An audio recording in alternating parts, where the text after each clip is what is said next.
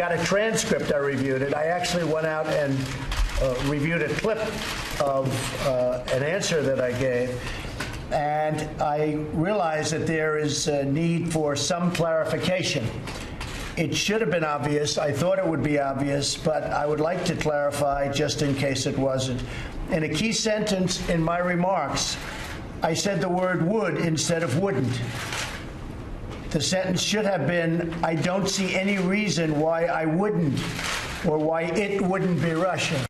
All right, so there you got the President of the United States yesterday afternoon in the Roosevelt Room clarifying what he had said at that press conference with Vladimir Putin in Helsinki. Newt Gingrich joins us right now, former Speaker of the House, Fox News contributor. He's also got a great new book out. It's called Trump's America.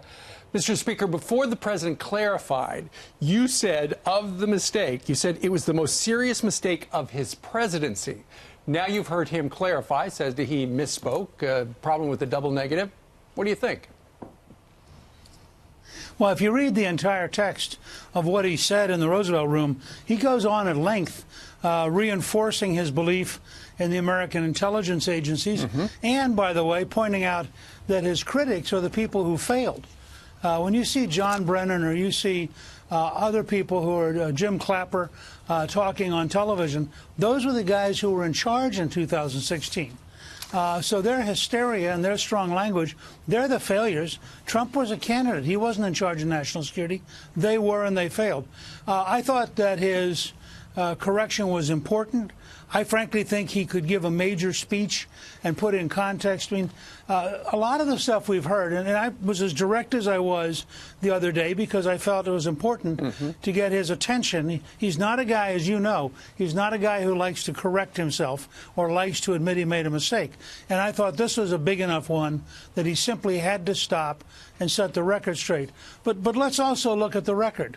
Obama was very weak in Ukraine. Trump has authorized the sale of offensive weapons to the Ukrainians to defend themselves. Trump has expelled 60 Russian intelligence people from the United States. He has closed 4 Russian offices in the United States. He went to NATO to do what? To get them to increase their spending so they would be stronger in containing Russia. He lectured the Chancellor of Germany about what? About buying natural gas from Russia and propping up Putin. So to suggest that somehow Trump is some patsy for Putin requires you to deny everything that he's done, and that's why correcting that one mistake, I thought, was very important. We want to get your... Just real quick, Leon Panda, the former CIA director, says the way Trump behaves is clear signal the Russians have something on him. Do you want to counter that, or you want to agree with that? Sure, I think John Brennan is a total disgrace. No, I'm Leon Panetta. I think he was a failure. Yeah. Well, in Panetta's case, it was Brennan who called it treasonous. In Panetta's case, I'd like to know why, when he was advising Obama, they didn't provide offensive weapons to Ukraine, why they didn't do the things to increase spending at NATO, why, you know, I just think all of a sudden you have this revisionist history from the left. The fact is that Obama was totally ineffective. Hillary Clinton's reset button was a joke. She gave the Russians access to uranium that they wouldn't have gotten otherwise. So when I look at the totality of the Obama period, it seems to me that Trump has been so much tougher than Obama was that there's no question. And I don't know why Leon would say that. I mean, Leon's a pretty balanced guy. But I thought it was Brennan just because it sounded like Brennan, who was pretty unbalanced. I'll add something to that, too. The Russians would not be in the Middle East again if President Obama enforced his red line in Syria. That left an opening for the Russians to come back in, start taking the so-called weapons of mass destruction, that poison gas, out. By the way, they left almost all of it in. And next thing you know, they're flying their planes, and their presence in Syria is where it is today. Yeah, I think it's fair to say that compared to, I mean, in terms of who was softer on Putin, I think that Trump has fired about 125 missiles into Syria in order to enforce our disagreement with the use of chemical weapons.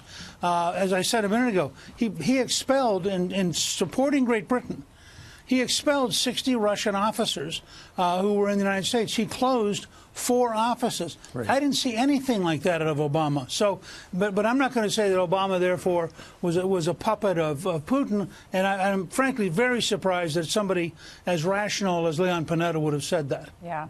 Well, the president's saying it's Trump derangement syndrome, why the left is treating him this way. This is his latest tweet. He said, some people hate the fact that I get along well with President Putin of Russia. They would rather go to war than see this. It's called Trump derangement syndrome.